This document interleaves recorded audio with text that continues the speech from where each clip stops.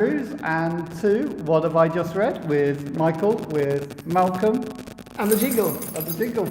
And today is the Annunciation. Oh, right. That's why we have slightly different readings I was doing today. the maths on that. That is about 9 months before Christmas. So that actually works. It works, does it? It's a biological point of view.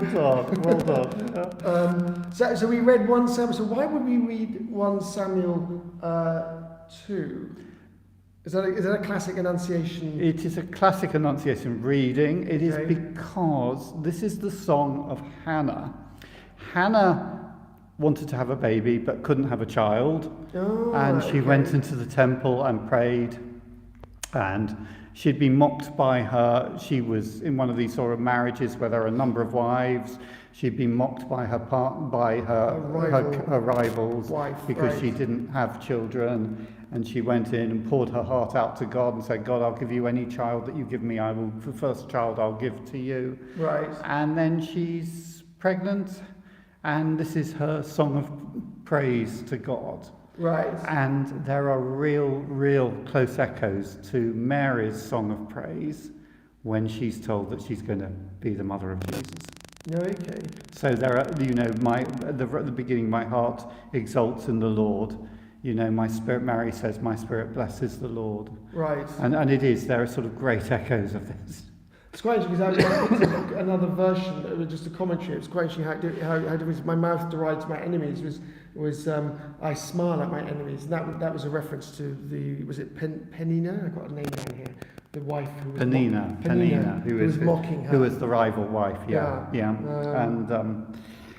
I mean, it's again how God turns the world upside down. Oh gosh, yes, right. And that comes out with the Magnificat as well, that Mary prays that actually the coming of Jesus is quite radical. It turns the world, the values of the world upside down.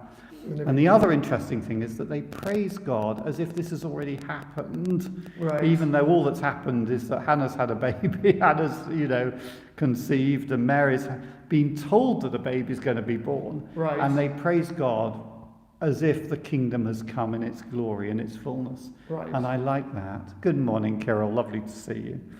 Yeah, there's the bow. It's interesting. There's also sorts of things like the bows of the mighty are broken, and the feeble. He raises up the poor from the dust. He lifts the needy from the ash heap. Somebody points out this is often sung in sort of Anglican cathedrals every evening in choral evensong. Not this song, but the Magnificat, very close to this. Which is sort of almost cathedral symbols of the establishment singing a hymn, a song which talks about the turning completely. Is the Magnificat the Mary's version? Yeah. Okay. Yeah. Okay. That comes in Luke 2. Yeah. Similar. Interesting. Yeah. Great. And then the New Testament, which is Romans 5, starting to read from verse 12, is absolutely fascinating. That whole sort of explanation of the kind of the way things work, original sin, what Adam set off, and what Jesus came to kind of fix. It's fascinating. I know, it is. How on earth can you sort of reflect, say a few comments on it when people have written books on this? But it's about to sort of the gift. There's the sort of there's the law which came from sin, and the free gift which comes through Jesus. It is complicated. I think I need to read it probably 10 more times in order to actually just to begin to get an understanding of it. But it's very interesting. Is the idea that Adam brought sin into the world, and then Jesus in a way brought redemption from that sin, right? Yeah. But there's all sorts of it's nuance, isn't it? To say the fact that we've sort of magnified the sin of Adam. Is that right? That there's a sort of he did one sin, but somehow we've all carried on. The sin just increased and grew, and sin came to all people. Right. And in the same way, Jesus' act of love and of obedience and self-sacrifice, this act of grace, spreads to all of us. And it's really interesting. There's that line in that final paragraph. Just as by one man's disobedience the many were made sinners. Okay, so Adam made us all sinners. So by the one man's obedience the many will be made righteous. Okay, so by Jesus' sacrifice we have the chance to eternal life.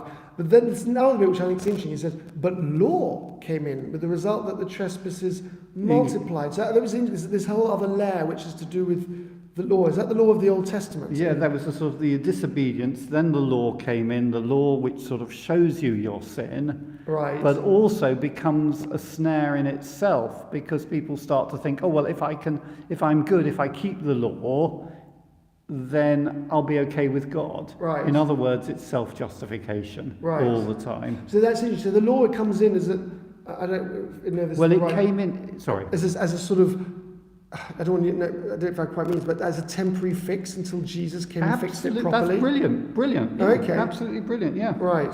That's interesting. Temporary fix, but It's like a I patch. don't think I've just heard it described as that in the theological textbooks, but why not? It's like a patch on a Yeah. piece of software until they Yeah. bring out the proper one. Until Jesus came. Until Jesus came. Yeah. That's actually fascinating. There's a lot in that, isn't there? It's very, very rich. Now, I'm ever so sorry. Somebody put a question, and the problem with the chat on this is it's very quick, and I wasn't able to see it.